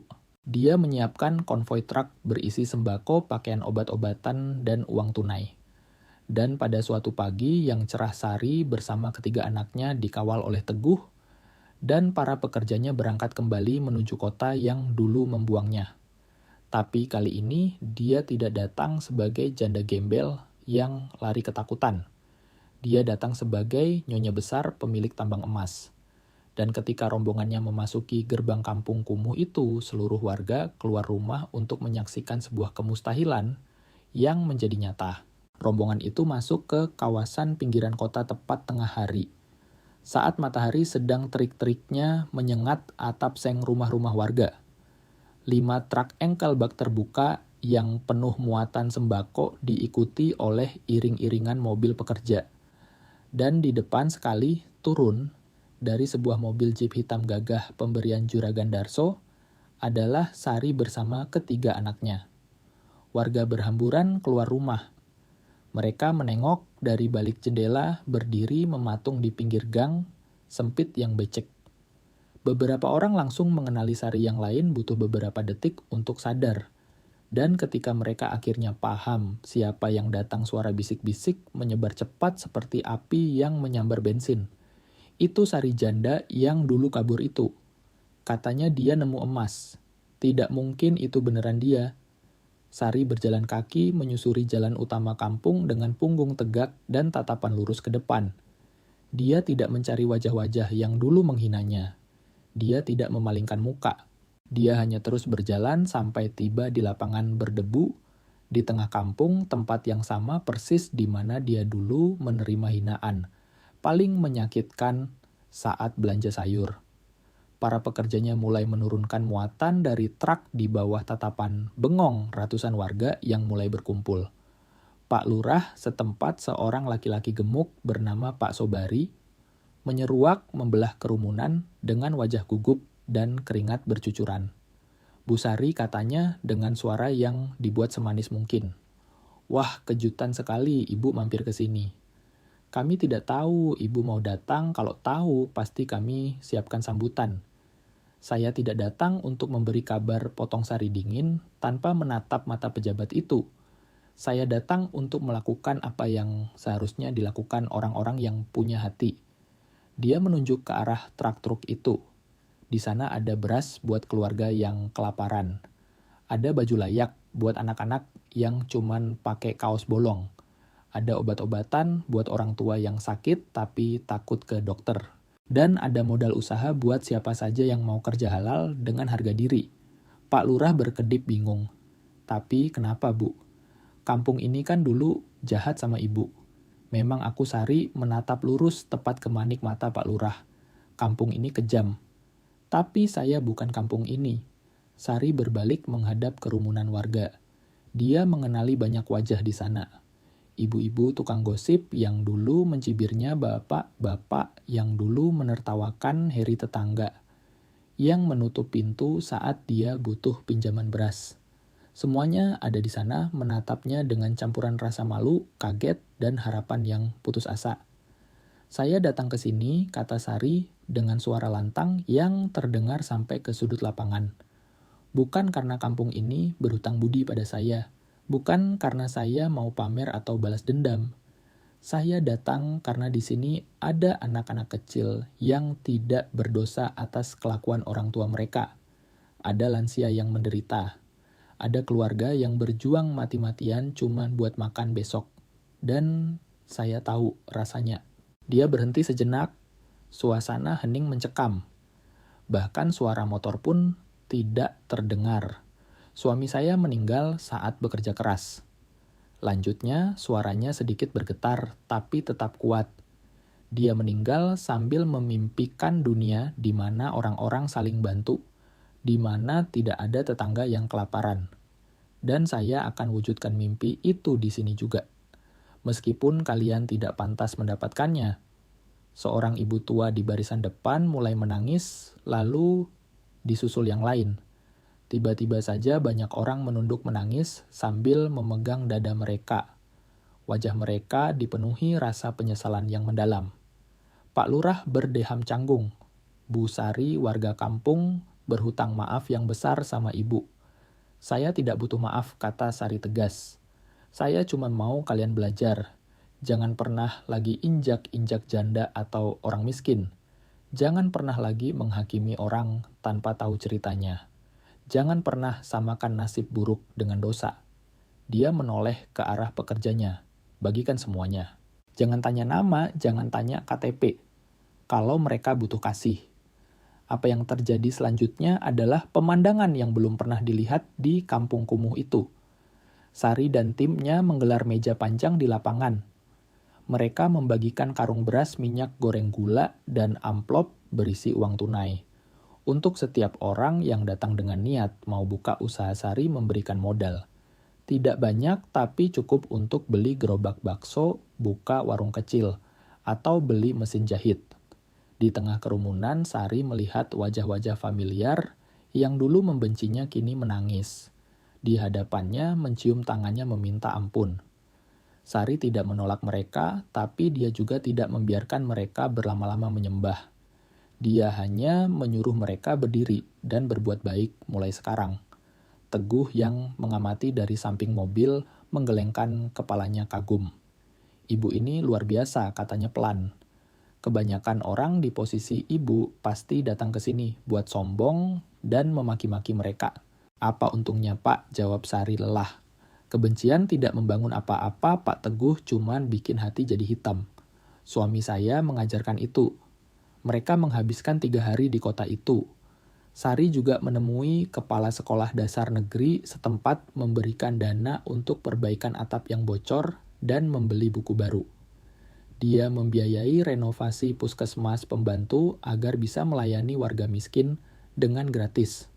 Di hari terakhir sebelum pulang, Sari melakukan satu hal lagi yang mengejutkan semua orang.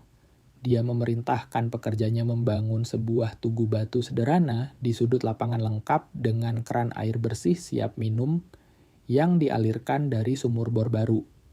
Di tugu itu terpasang prasasti marmer.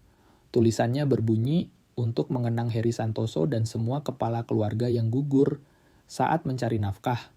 Semoga mereka tidak pernah dilupakan, tidak pernah dihakimi, dan selalu dihormati. Ketika warga membaca tulisan itu, banyak yang menangis lagi karena mereka sadar Sari tidak datang untuk mempermalukan mereka, tapi untuk mengingatkan mereka akan kemanusiaan yang sempat hilang. Saat rombongan bersiap pulang, seorang anak perempuan kecil berlari menerobos kerumunan dan memberikan seikat bunga liar yang layu kepada Sari. Terima kasih sudah bantu emak saya, Tante, kata gadis kecil itu malu-malu. Sari menerima bunga itu dan dia merasakan ada simpul keras di dalam dadanya yang akhirnya terurai. Semua rasa sakit, semua dendam, semua beban yang dia pikul bertahun-tahun menguap. Begitu saja saat melihat mata polos anak itu. Sama-sama, nak, kata Sari lembut. Jaga emakmu baik-baik ya. Iring-iringan mobil itu meninggalkan pinggiran kota saat senja turun. Warga melambaikan tangan, beberapa berlari mengejar mobil. Mereka baru saja menyaksikan kemenangan terbesar, bukan kemenangan balas dendam, tapi kemenangan pengampunan. Ketika mereka sampai kembali di pegunungan kapur, malam sudah larut. Sari lelah luar biasa, tenaganya habis terkuras, tapi hatinya lega. Ada satu hal terakhir yang harus dia lakukan. Dia berjalan sendirian ke makam Heri. Kayu penanda makam itu kini sudah diganti dengan batu nisan sederhana yang rapi. Sari berlutut meletakkan tangannya di atas tanah dingin. Aku sudah menyelesaikannya, Mas, bisiknya. Terowonganmu jadi tambangmu menghidupi banyak orang dan namamu harum kembali. Harun sudah dipenjara dan aku sudah memaafkan mereka. Air matanya menetes pelan. Aku kangen, Mas. Anak-anak kangen. Budi makin mirip, kamu keras kepala, tapi hatinya baik. Rina pintar sekali di sekolah. Anto jago hitung-hitungan. Kami baik-baik saja, Mas. Kami semua baik-baik saja. Dia duduk di sana sampai bulan tinggi di langit. Ketika dia bangkit, dia merasakan ketenangan yang dalam. Dia tahu tugasnya sudah selesai. Tahun-tahun berikutnya membawa lebih banyak kemajuan. PT Heri Santoso Abadi berkembang pesat. Mereka membuka cabang di 2 bukit lain, mempekerjakan lebih dari 300 orang. Sari membangun rumah sakit gratis di kota kabupaten panti asuhan untuk anak yatim korban kecelakaan kerja dan beasiswa untuk anak-anak desa. Budi tumbuh dewasa, kuliah teknik sipil di universitas ternama di Jakarta. Tapi setiap liburan dia pulang untuk memakai helm proyek dan masuk ke terowongan ayahnya. Dia menjadi penerus yang tangguh. Rina menjadi guru dan mendirikan sekolah gratis untuk perempuan di desa, mengajarkan mereka mandiri agar tidak bergantung pada nasib. Anto si bungsu menjadi akuntan perusahaan, menjaga agar setiap rupiah dikelola dengan jujur persis seperti pesan ibunya. Sari tidak pernah menikah lagi. Saya sudah pernah memiliki cinta terbaik, katanya setiap kali ada yang bertanya. Saya tidak butuh yang kedua. Dia menjadi legenda hidup di provinsi itu. Koran-koran menjulukinya janda emas wanita batu atau ibu ratu dari Gunung Kapur. Dia benci semua julukan itu. Saya bukan ratu, katanya pada wartawan. Saya cuman ibu-ibu yang menolak untuk menyerah. Juragan Darso meninggal dengan tenang di usia 80 tahun, mewariskan sahamnya untuk Yayasan Sosial Desa. Teguh menetap di desa itu, menikah dengan bidan desa dan menjadi paman yang baik bagi anak-anak Sari sampai akhir hayatnya. Pak Marwan Asep dan Bu Rumi hidup makmur dan berkecukupan berkat kesetiaan mereka. Sari hidup sampai usia 72 tahun. Dia tetap bekerja di kantor tambang sampai hari terakhirnya memeriksa laporan, menasihati pegawai muda, memastikan tidak ada kecurangan. Dia meninggal dengan tenang di kursi kerjanya dengan buku catatan lama. Heri terbuka di hadapannya. Wajahnya damai, seolah sedang tersenyum dalam tidur. Mereka memakamkannya tepat di samping Heri, di atas bukit yang menghadap ke lembah tempat semuanya bermula. Ribuan orang datang melayat. Gubernur, bupati, pengusaha, tapi yang paling banyak adalah rakyat jelata.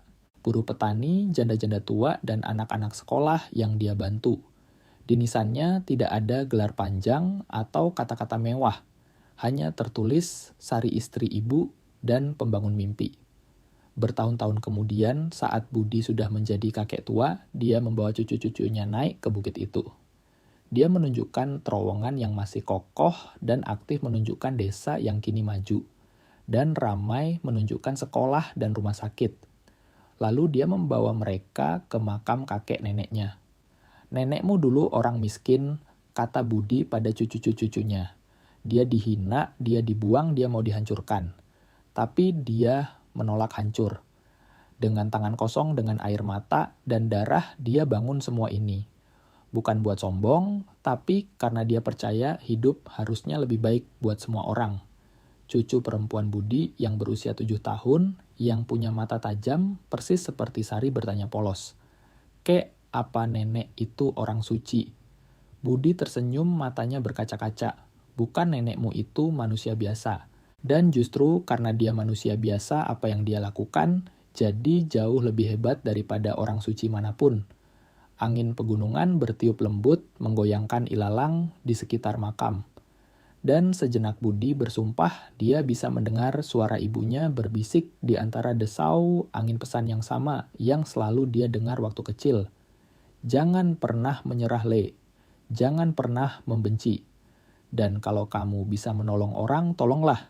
Biarpun mereka tidak berterima kasih, lakukan saja, karena itu hal yang benar. Karena pada akhirnya, satu-satunya harta yang kita bawa mati adalah apa yang sudah kita berikan. Matahari mulai terbenam di balik bukit kapur, menyiramkan cahaya keemasan ke seluruh lembah. Warna emas yang sama yang telah mengubah nasib seorang janda dari korban menjadi pahlawan. Dan jauh di dalam perut bumi di mana batu bertemu emas, cerita tentang cinta dan keberanian itu akan terus hidup selamanya. Sahabat, pada akhirnya kisah Sari dan Heri mengajarkan kita satu hal yang sangat dalam.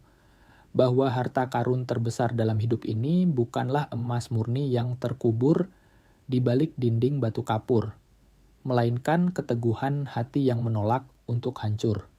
Walau diterpa badai sekeras apapun, kita semua tanpa terkecuali pasti memiliki terowongan gelap kita sendiri. Mungkin itu berupa kegagalan kehilangan fitnah atau masa-masa sulit di mana rasanya tidak ada satu orang pun yang berpihak pada kita. Di saat-saat seperti itu sangat manusiawi jika kita ingin marah atau ingin membalas sakit hati dengan rasa benci. Tapi Sari menunjukkan jalan yang lebih mulia. Dia mengajarkan bahwa balas dendam yang paling elegan adalah dengan menjadi sukses bahagia dan tetap berbuat baik kepada mereka yang pernah melempar batu kepada kita. Dia mengubah rasa sakit menjadi tenaga, mengubah hinaan menjadi motivasi, dan mengubah batu cadas yang keras menjadi fondasi kokoh untuk masa depan anak-anaknya. Ingatlah, hidup bukan tentang seberapa keras pukulan yang menjatuhkanmu, tapi tentang seberapa cepat kamu bangkit membersihkan debu di bajumu dan kembali memegang pacul untuk menggali harapan. Warisan Sari yang sesungguhnya bukanlah tambang emas itu, melainkan keberaniannya untuk memaafkan. Semoga semangat pantang menyerah dari wanita batu ini bisa menyalakan api kecil di dalam dada kalian untuk tidak pernah berhenti berjuang demi orang-orang yang kalian cintai. Dan jika kalian merasa cerita ini memberi sedikit kekuatan atau inspirasi baru untuk hari ini, jangan biarkan perjalanan ini berhenti di sini. Mari kita terus berjalan bersama. Dengan menekan tombol subscribe di bawah kalian, memastikan diri untuk tidak ketinggalan kisah-kisah kehidupan lain yang akan menggugah jiwa. Terima kasih sudah mendengarkan dan sampai jumpa di cerita selanjutnya.